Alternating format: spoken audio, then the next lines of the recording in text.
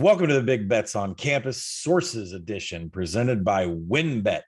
This is the BBOC podcast that ties Big J journalism to big bets.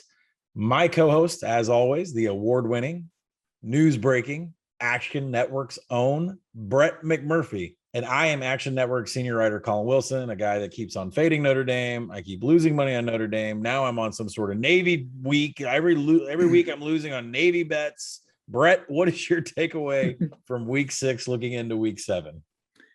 Yeah, I heard your podcast with Stuckey, tail Stuckey on Navy getting double digits or 14 every week, I guess. My biggest takeaway is, probably what a lot of people have realized, and that is Alabama. They now have no margin of error for the college football playoff. I know we'll discuss that later in the show. Also, the Big Ten. Don't look now, but the Big Ten may actually have a path to getting 2 teams in the college football playoff. We'll talk about that a little bit more. Iowa appears to have a clear path to the Big Ten title game, being undefeated, where they could meet either a 1-loss Ohio State or an undefeated Michigan. It could set up where we could have 2 teams from the SEC and 2 teams from the Big Ten. Yeah, I know how that would suck for everybody not in the Big Ten or the SEC, but there are 2 real possible paths for that to happen. But certainly at this point, we've had 40 ranked teams lose in the first 6 weeks, almost 7 a week. So I doubt that's going to happen, but it is a real possibility. Yeah, we're getting into a lull in the schedule where we just had 2 really hot weeks of big primetime matchups and some upsets, and ranked teams are losing, I think, at a rate greater than we've had in any other season. And so we have to go back to our history of the college football playoff, which is they have made decisions in the past where 2-loss teams do not get into the playoff. G5 teams do not get into the playoff.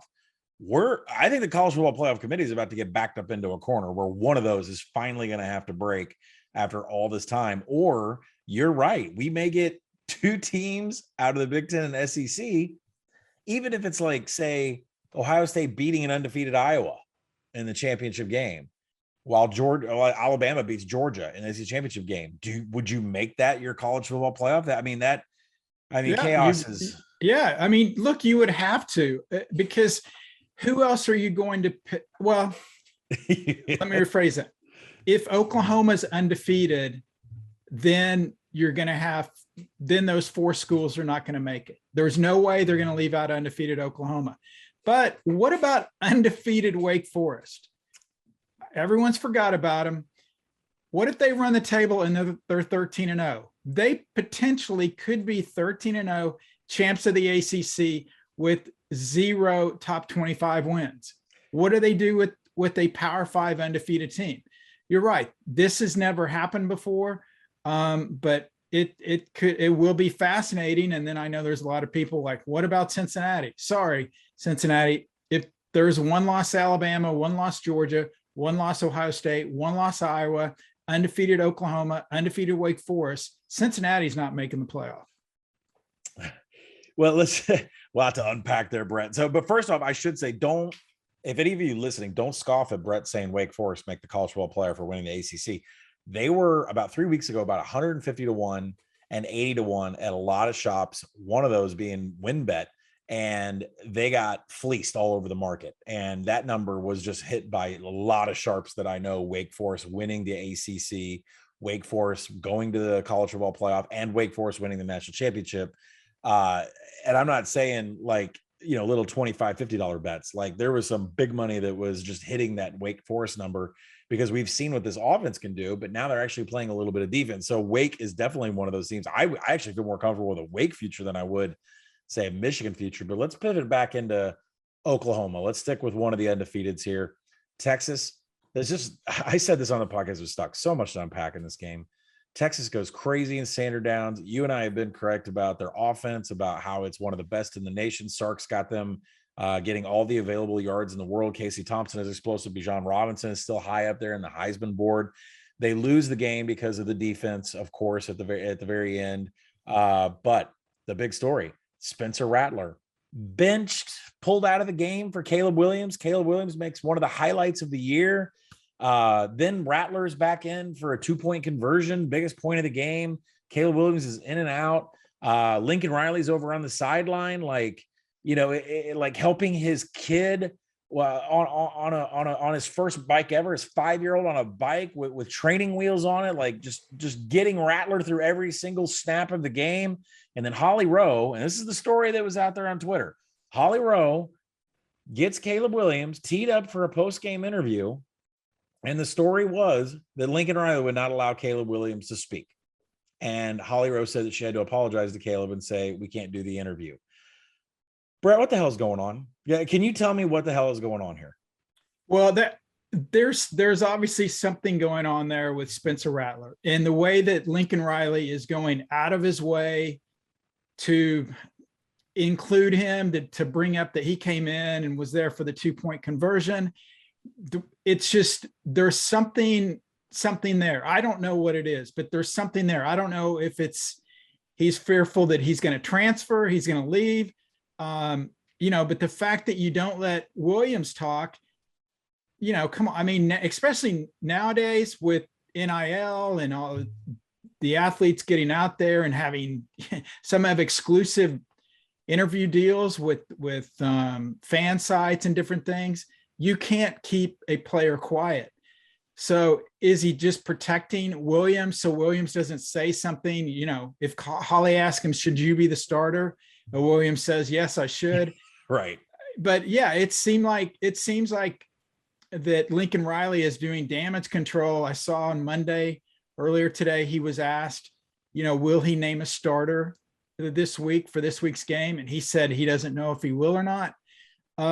There's something there. I think if you have no dog in the fight, if you're just a college football analyst, fan, observer, and you watch Oklahoma with Caleb Williams and you watch Oklahoma with Spencer Rattler, Caleb Williams should be the starter. I don't think there's any dispute there, but there's a lot of other things in play here. Yeah, actually, Mike Iannello, who does our great Group of Five podcasts that airs on Wednesdays, I believe, Tuesdays or Wednesdays, he texted me after the OU game, and he brought up a great point. He said, if Spencer Rattler transfers, what happens to his NIL deal? And I don't have the answer to that. I checked with Darren Ravel, checked with some other people. If an athlete has an NIL deal with a specific company, is the language written in the contract that specifies you have to be at that team, at that school, to receive that NIL deal? I don't know the answer to that. So I don't know if that's in play with Spencer Rattler also, but there's a lot of things going on there. Usually when you see a coach that's going out of his way this much, almost to heap praise on someone, it tells you there's things going on behind the scenes. Obviously, we'll have to see how that plays out the rest of this year. Yeah, definitely a deliverable now on my plate is that I know 3 businesses that have NIL deals with Razorback players. I'd love to know the verbiage behind that contract. I've quizzed one of them. One of them's actually a close friend. I've actually quizzed how much they're actually paying the player. But really, I want to know the verbiage behind what if the player decides to transfer in the middle of the season, right? Yeah, I don't know. Again, this is stuff we haven't encountered before. Is it that specific? Do you have to, your example, do you have to be a member of Arkansas's football team, or is it simply a deal with the player in the business? Right. It's fascinating stuff what's going on at OU, but undefeated, they're going to make it. But this defense under Alex Grinch, which was the reason I laid a 10-1 national championship bet earlier this year, did not show up against Texas whatsoever. But props to Sark. It's got it going on down there. Once Pete Kwiatkowski gets that defense going, Texas is going to be a major player, maybe as quick as next season. And I'm sure there'll be a hot name in the bowl and in the bowl games coming up. So I have to bring up Urban Meyer. He's 0-5. Right as about last week when you and I were podcasting, the whole video was surfacing of him in his Ohio State gear in the chop house after the Thursday night football game. That was after he went 0-4. Now he's 0-5. Still winless with the Jags. He doesn't even know who's on the field at any point. He says he doesn't micromanage the players when they come on and off. Very hands off. You reported last week whether the nation's athletic directors would consider hiring Meyer next year if they needed a coach. What was your biggest takeaway? Now, obviously, the story is great. Everybody needs to go read it. But what was your biggest takeaway from all the athletic directors' responses for that story? Well, there was a lot of speculation, and there still remains a lot of speculation that if Urban Meyer leaves the Jags, is fired, resigned, whatever happens, that he will just waltz into some college campus next year, specifically USC. So I reached out to half of the 130 FBS athletic directors. I made sure and tracked down at least 5 from each of the 10 conferences. So it was spread out throughout the country. And I simply said, if you have an opening for a head coach in 2022, would you consider hiring Urban Meyer? 85% of the Power 5 ADs that I contacted said no, they wouldn't. I think that's pretty telling, because now you've got the issues of what went on at Ohio State with the domestic violence regarding assistant Zach Smith. And now you've got what was going on at the bar, not traveling back with the team, et cetera. So I think people who think that he's automatically going to waltz into another job next year at the college level, if he wants to do that, if he's no longer with the Jags, I don't think that's realistic. The group of 5 ADs actually were more receptive to hiring Urban Meyer, but I don't think Urban Meyer is going to go from coaching the Jaguars to going back and being a head coach in the MAC. So I don't think that's going to happen. Real quick, a story, a funny Urban Meyer story, at least I thought it was. So in 2015, when I was working at ESPN, I did these weekly questions for SportsCenter. I would survey all 120 whatever FBS schools there were back then and ask them a question each week. The responses were anonymous. And then I would give the top 5 answers on SportsCenter every Saturday morning. One week, the question was, if you were at the coaches convention and a fight broke out, what coach would you want by your side? Well, among the top 5 answers were like big coaches like Charlie Strong, Sean Kugler, who was at UTEP. He's a big dude. Kyle Whittingham at Utah. It was those type of guys thinking, okay, you want a big guy with you when a fight breaks out. One coach, and I will not reveal who this coach is, but he was a head coach then and is still a head coach now, told me that he would want Urban Meyer by his side. And I said, Urban, why would you want Urban? He's not a big guy. Why would you want Urban by your side if a fight broke out? The coach told me, he goes, because everyone hates that motherfucker and they would be punching him in the face so much, nobody would lay a hand on me. True story. So there you go. Oh, Urban, not high up amongst his peers. That is an amazing story. Yeah, if we could somehow get a Mario Cristobal versus Urban Meyer fight, that would probably end in 5 seconds. So, oh my God, that not very well thought of. All right, well, listen, here's my stance on it. If Bobby Petrino can have a job at Missouri State, who, by the way, is on Arkansas' schedule next year, that ought to be interesting. If Bobby Petrino can have a job at Missouri State, there's a place for Urban. Now, can he lower himself? I don't think Urban would do that. He wants to go somewhere where he can win immediately, have a chance to win a national championship. There's only a handful of those schools around. True. Interesting. Well, hopefully the Bud Light and Ambien will be around as we're searching for the next job. But 0-5 continues on. We'll check on it next week. Brett, Cincinnati UCF is this weekend. It's a really big game for Cincinnati because they only really have 2 hurdles left. SMU on November 20th. Central Florida, obviously, this weekend. We just got to talk about playoff, and we just gave all this love to SEC and Big Ten, saying 2 teams from each could possibly happen. Where's Cincy going to fall on the first college football playoff show scheduled on Tuesday, November 2nd? As long as they're still undefeated, I would think they're going to be around 4th or 5th. Again, it depends on what happens with the schools above them. I don't think the committee is going to put them higher than 4th, because if they do that, then they're going to lock themselves in and it would be hard to shuffle them further down. So I think they'll be 4th or 5th. But look, with all the upsets, all the carnage we've had in the first few weeks of the season, I'm sure we'll have even more. Collin, before we start the speed round, I've got a question for you. Miami quarterback De'Ara King will undergo shoulder surgery. That was announced on Monday. He's out for the year. USC has been seal clubbed recently by Oregon State and Utah. LSU is likely headed for a losing season. When was the last time Miami, LSU, and USC, all three, did not play in a bowl game? I'll give you a minute to think about it. We'll give you the answer after the speed round.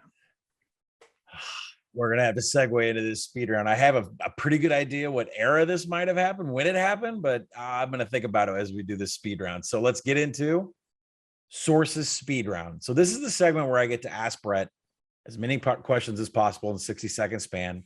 And if my gambling gears hear anything, I get to call a timeout. Brett has to explain himself. So Brett, if you're ready. Let's go. All right. The clock starts now. Nearing the halfway point of the season, which coach has the hottest seat? Go Tigers. Ed Orgeron. Would defeating Florida Saturday have any impact on Coach O's job security? Very little. Ooh. Who is the UConn dumpster fire team of the week? Actually, it's not a team of the week. It's an official website of the week. The University of Texas's official football Twitter account has not tweeted since Saturday afternoon when they tweeted that Texas had just tied the score against Oklahoma. Apparently, it's all gas, no breaks, and no updates on the official Twitter feed for Texas. Texas fans must be lost. And this is taped at 6:50 Eastern time Monday night. Oh, those poor social kids. All right. Last week you had BYU projected in the New Year's Six Bowl. Where are the Cougars headed now after Boise State loss? The Independence Bowl. Enjoy Shreveport.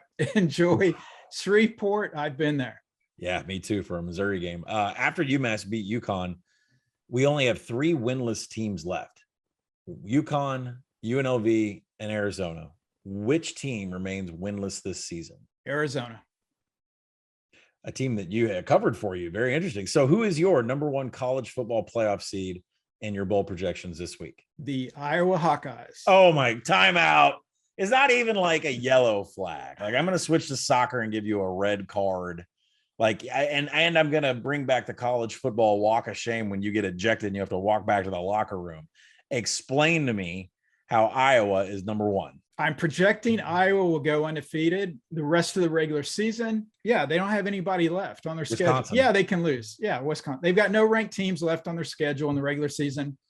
And then I somehow, some way, Iowa will win the Big Ten championship, whether it's against Michigan, whether it's against Ohio State. I know that's probably not a popular opinion, but I think it will happen. Iowa would be 13-0, and I'm basing that on Alabama beating Georgia to knock Georgia out of the top spot. And then Iowa would be number 1, even if Oklahoma runs a table, even if Cincinnati's undefeated. So Iowa would be number 1 in the college football playoff and probably be an underdog in the semifinals against whatever SEC team they faced. By about 14. So that would be one of the more interesting number 1 seeds I've ever seen in my life. But hey, that's great for the Hawkeyes, and that's great for the fans because, I've seen from recent years, no matter where they land in a bowl game, they sell the place out and they boost the economy no matter what town they go to. I think it's great for Iowa and for college football in general. Okay, Collin, my question earlier, when's the last time Miami, LSU, and USC all did not play in a bowl game? So, as an SEC guy, there was some really bad years for LSU. The Jerry DiNardo years got really bad. And then I know right before Pete Carroll got into town for USC, things were really bad. So if I'm going to frame my answer, it was going to be around that time frame. So I will say 1997. You are incorrect, sir. How about 1960? I wasn't even close. Over 60 years ago, in 1960, USC went 4-6. It was the first year that John McKay was the Trojans coach. Yes, the same John McKay who Brian Kelly butchered his execute joke after beating Florida State. 8 years later, USC would join the Pac-8. The Pac-8 conference hadn't even formed yet. That's how long ago it was. LSU went 5-4-1 under Paul Deitzel. Miami went 6-4 and under Andy Gustafson. You've got LSU and USC are 3-3 right now. You look at the remaining schedules, they may not get to 6 wins. Miami's 2-3 without Derek King. I don't think they get to 6 wins.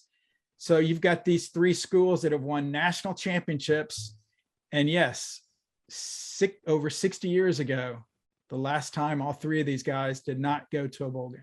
Yeah, it's a really interesting situation with Miami, LSU, and USC. Real quick individually, I mean, Miami is playing some of the worst defense as far as the advanced metrics go. Like their tackling is off, their finishing drives is off, and defense is supposed to be the specialty of Manny Diaz. So you can see how things are going there. LSU, between, Ollie Gay being hurt, between Rick's out this weekend, Derek Stingley's done for the season. The whole question Kirk Herbstreit had a couple of weeks ago of, has this team quit? Things are not good in Baton Rouge. I think we've covered that enough. And then at USC, I think it's quite interesting that I had the assignment of writing Utah and USC last week, and all I could find was that Kadon Slovis was allowed to throw beyond 20 yards as much as he possibly wanted, because under Graham Harrell and under Clay Helton, they were asking him to dink and dunk with the air raid. That thing sailed over the over. I think as USC starts to get down this path of either, there's just discontent. They're just not in the program. They're not in the game. They don't care. I think there's going to be more and more overs here, because some of these players on the offense still need NFL draft status. They're still working towards something else. I think USC overs are going to be the way to play as that team gets farther down the season. But what interesting from a coaching perspective too, like everybody on there is looking for a job, except for the guy that's the interim head coach, who I think did AD Mike Bohn did tell him, like, you're going to be kept. Everybody else is out. I think it's something like that. At this point, everybody's, looking that they're not going to be around next year. I'm sure the players are thinking that, the coaches are thinking that. It's a tough situation. And the other thing is, even if USC gets to, let's say they get to 6-6 somehow, and you look at the rest of their schedule, I don't know if that's possible. USC may just say, you know what, we're not going to play in a bowl game. Half the kids wouldn't play anyway because they don't want to get hurt. So that could be a real possibility with SC, with LSU, if they make a coaching change before the season's out. And Miami, they've been devastated with injuries. So yeah, this has already been the craziest year as far as ranked teams losing in the first few weeks of the season. And now this would just add to it. If you have these 3 guys don't get in a bowl game, and or Alabama not get to the college football playoff. Before we move out of this segment, is James Franklin the first call there? I mean, it appears that way. It's easy to say that, but again, I don't want to say I have inside information that I know that's going to happen. I know a lot of people will say, yes, he's the first call. Well, that's their opinion. They don't know.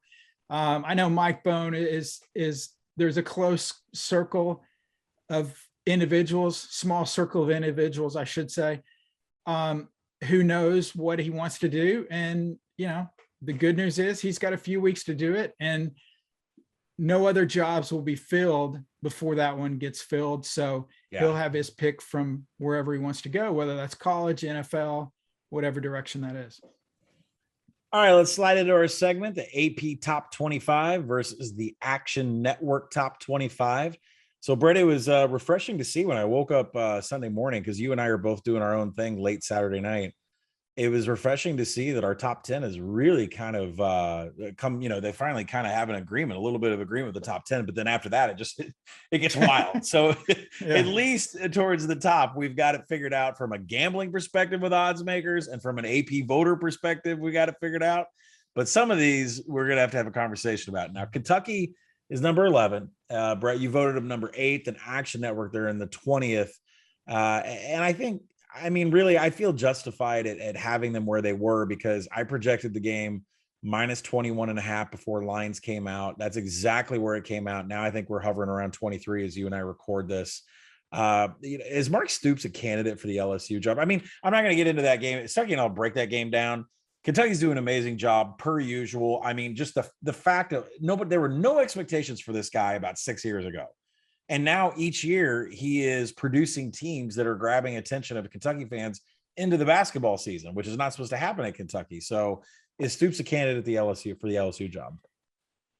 The question is, would he want that job? I mean, he's got an easier job at Kentucky because you're not butting heads with Alabama and Texas A&M and all those teams in the SEC West every year.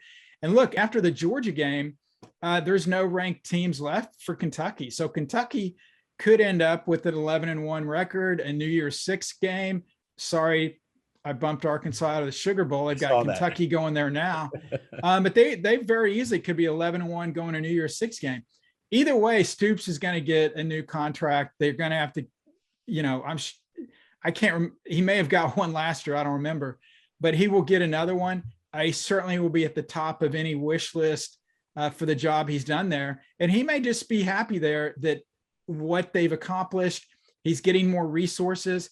And again, you're not butting heads with the stronger SEC West, but then in the East, you still got to go against Florida and Georgia. I think more for all these coaches now, it's not necessarily I'm going to jump to this school or this job because it's a better job. It's more quality of life.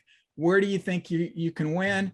And I don't think it's like the old days where guys would jump just for money. You can get money pretty much wherever you're at. Now, you're not going to get $9 million a year like Jimbo, but you're still going to be pretty well off. Yeah, it should be interesting to see there because really it's interesting when I hear coaches talk about Northwest Arkansas because quality of life and raising your kids and having your family is, I mean, if you're not a big city guy, you're not going to go to LA. You're not going to coach in a city where there's, 500,000 people. I mean, 1 million people. So it's really interesting to see, in Baton Rouge is a whole lot more pressure than being the football coach in Lexington, Kentucky. Yeah. I mean, what's the next coach going to think? The guy before me won a national title 2 years ago, and now he's out the door. Right. Will that impact potential candidates? Absolutely. Yeah. All right, Brett. Oregon came in at number 9 on your poll. They came in at number 9 in the AP. They're 22nd in the Action Network's power ratings. Cal might be heavily motivated this week with Tim DeRuyter on the other sideline for the Ducks. Does the winner of the Ohio State-Penn State game get a higher college football playoff rank than Oregon if Oregon is able to stay as a one-loss team? Ohio State won't, because myself, like the committee, actually value when teams win head-to-head matchups. I know your power ratings don't, because you have Ohio State third and Oregon down in the 50 or 60s. Just kidding there. But no, Oregon will stay there, and that's why I've got them ranked where I've got them ranked, because of the win at Ohio State. It was at Ohio State. The loss at Stanford, it's a loss, but anyone that saw that game, very controversial. Perhaps they shouldn't have lost it. Bottom line, they did lose that game. I just wonder going forward, how Oregon will be able to deal after losing CJ Verdell, the running back for the season. They've got a couple other season-ending injuries. One thing the committee will look at when they're evaluating Oregon is when Oregon lost at Stanford, they were without offensive coordinator Joe Moorhead. So maybe they won't penalize them as much as maybe the AP voters will. So that's something to keep your eye on if Oregon can run the table and keep alive the Pac-12's slim playoff hopes. It's going to be an interesting dynamic, because I think Ohio State is one of those teams. They have the ability to turn the Jets on. If Penn State doesn't have Sean Clifford back, there's going to be a lot of debate and a lot of argument. It's going to make great TV and great content if Ohio State is able to get over Oregon. But I've got Oregon on upset alert against Cal. It's amazing. If you look at what Cristobal has done, he has not covered. He's covered. I think you can count on one hand in the 4 years he's been there, how many times he's covered at home, I think, is a double-digit favorite. So I've got Cal coming in there with a whole bunch of steam this weekend. So, all right, Brett. So I'm really interested in Texas A&M. They're in at number 21. They were 23rd in your vote. The Action Network, I was pretty high on them. I got them in there at 13th. 5 of the AP voters did not rank Texas A&M after the Alabama win. Of course, they have 2 losses.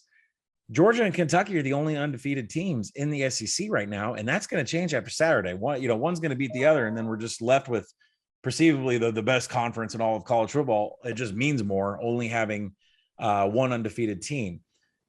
If in some crazy world that Alabama drops to Arkansas or Auburn, and in some crazy world that Georgia drops to Florida and then loses the SEC championship game to a 2-loss Alabama, is a committee going to take a 2-loss SEC conference champion?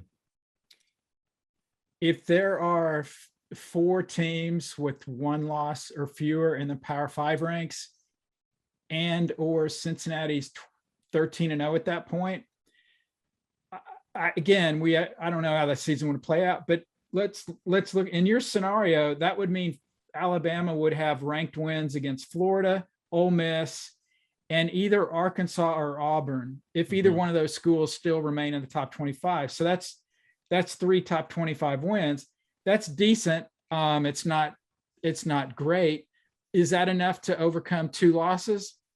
I don't think so. Georgia will have had top 25 wins over Arkansas and Auburn. Again, this is if they're ranked at the end of the year, not when they played the game. So they may drop out. Kentucky will probably stay in the top 25. That means they're losing to Florida, and then they beat Alabama. So technically Georgia may only have 2 top 25 wins. Clemson doesn't count. They're not in the top 25 unless they get back in there. Right. So yeah, Collin, if somehow, some way the SEC has Georgia and Alabama with 2 losses, yeah, I think it's a very real possibility that they could be left out. And yeah, I think the reason that I asked that is because the Alabama offensive line had some issues. There were different parts of the game where there was just too much pressure on Bryce Young. The SEC West has talented teams. I mean, Arkansas and Auburn are talented. Am I saying they're better than Alabama? No, they're not, but they are good in the trench, and they do have explosive playmakers. So I'm not sure that this whole Alabama is going to sweep the rest of the schedule. I definitely don't think they're beating Georgia, and I'm not really positive they're going to run the rest of the schedule. So we'll see how it goes. Let's move on to the Heisman Handicap. So these odds are presented via WinBet. The list keeps getting shorter. You and I have been on the CJ Stroud train. That 15-1 you and I talked about last week, that's gone. It's plus Goodbye. 5. Yeah, goodbye. We are now at plus 550, which we'll get to Ohio State's odds here in a little bit, but there's no value left on Stroud because of what Ohio State's number is. The top of the Heisman board, Bryce Young 2-1, Matt Corral 2-1, Desmond Ridder, Bijan Robinson 15-1. Amazing to see Bijan Robinson still in there at 15-1 as a running back. Spencer Rattler all the way down to 80-1 after being the leader at the pole position all summer long. And then I just have to mention, like, if Georgia's going to win the national championship and they're this great, JT Daniels and Zamir White are 100-1. Anything stick out to you there? Yeah. No, well, one thing, never bet on the Heisman preseason favorite because he's not going to win. Spencer Rattler is Exhibit 1A.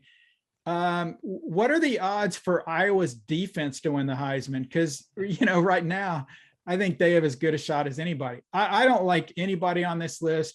We talked about CJ Stroud last week at 15-1. I think that had great value. You still got a shot at that. It's like you can't even think who's coming on the outside out of nowhere.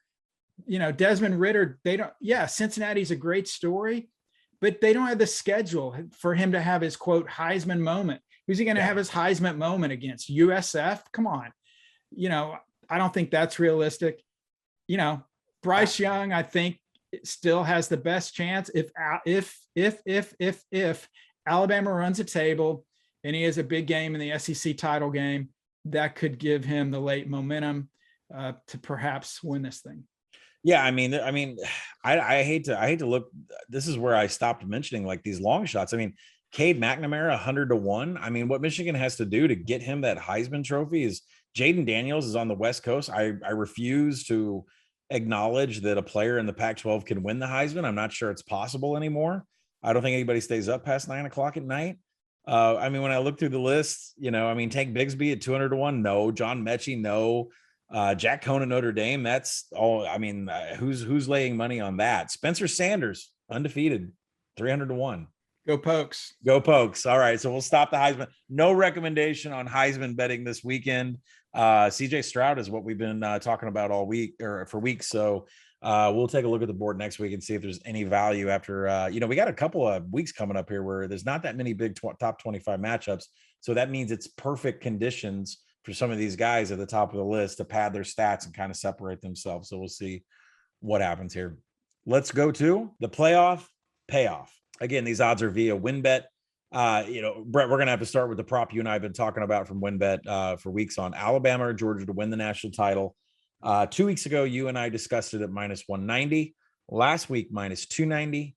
Now with the Alabama loss, Georgia or Alabama to win the national title is now minus 220. And before we answer whether you're still on the train that you think Alabama and Georgia is the side to bet on here, Alabama, of course, Georgia is power rated higher.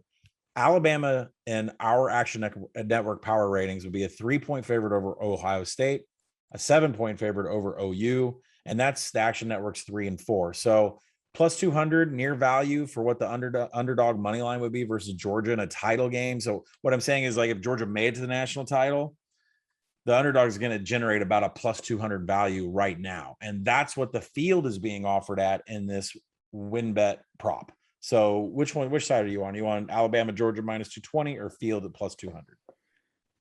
Wow. I mean, last week we told you to take Alabama and Georgia, and now, God, after the Alabama loss, I mean, I would stick with it. I think Georgia's that good. And if Georgia's going to beat Alabama, they're probably going to win the national championship. And if Alabama can beat Georgia, then you've got 2 SEC teams in the playoff.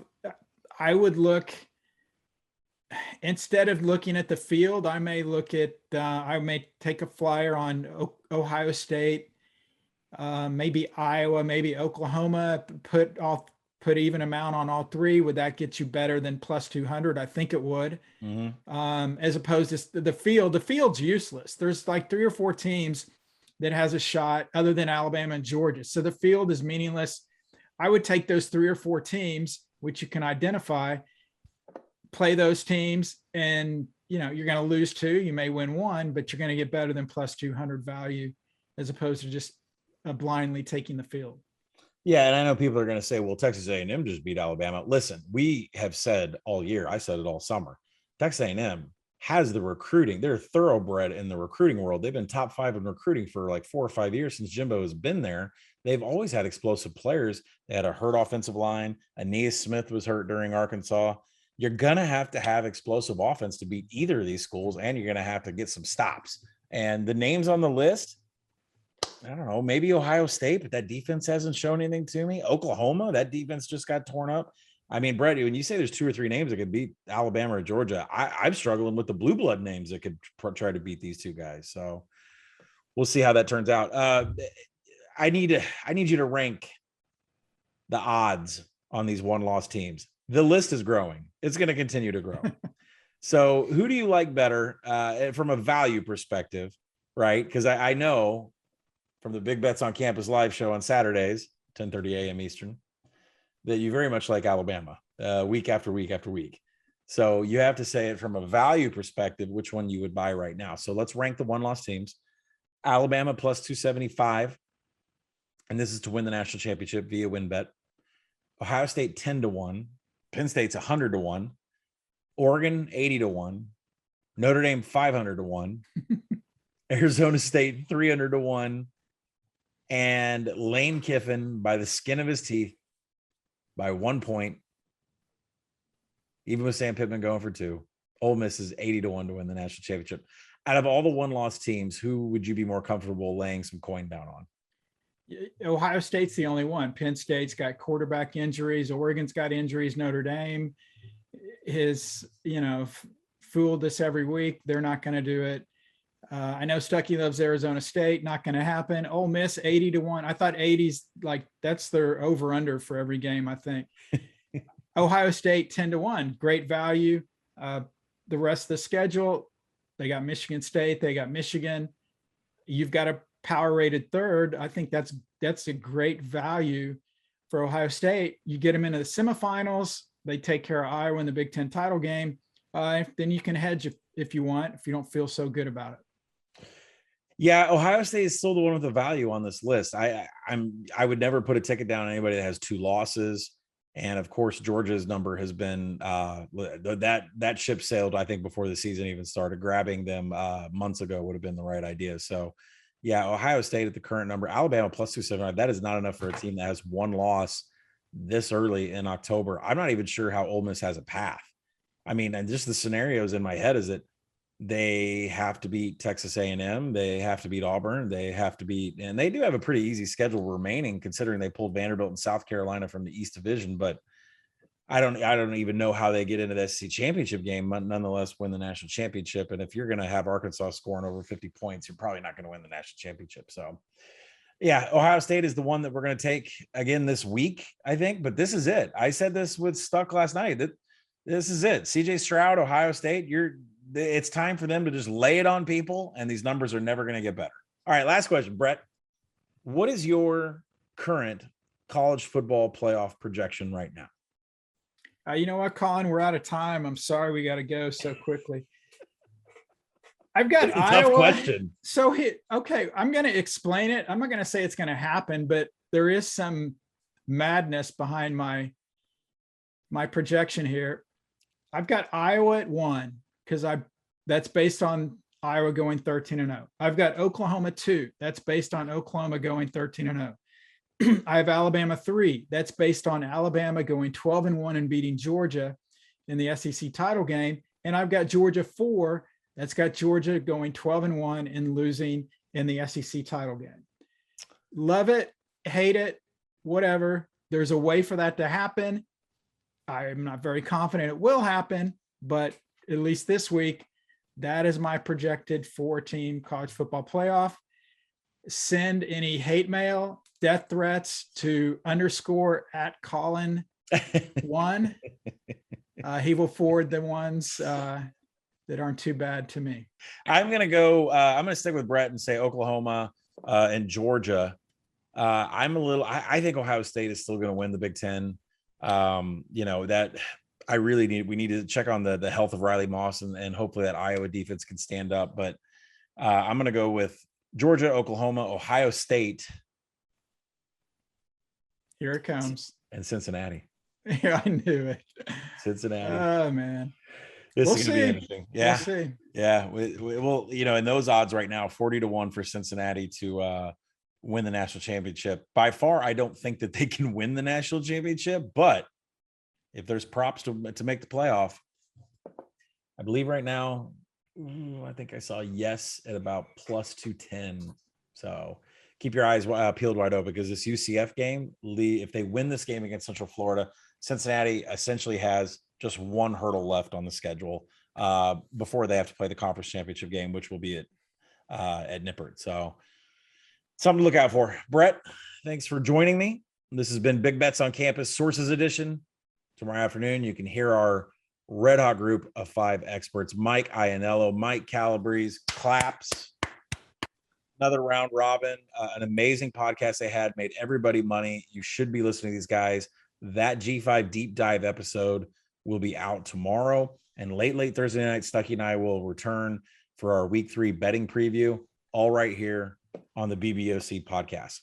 Brett has to get back to interviewing 65 different athletic directors about Urban Meyer, and I've got to get back to fading Navy and losing more money. So, Brett, thanks for joining me, and I'll see everybody at the window.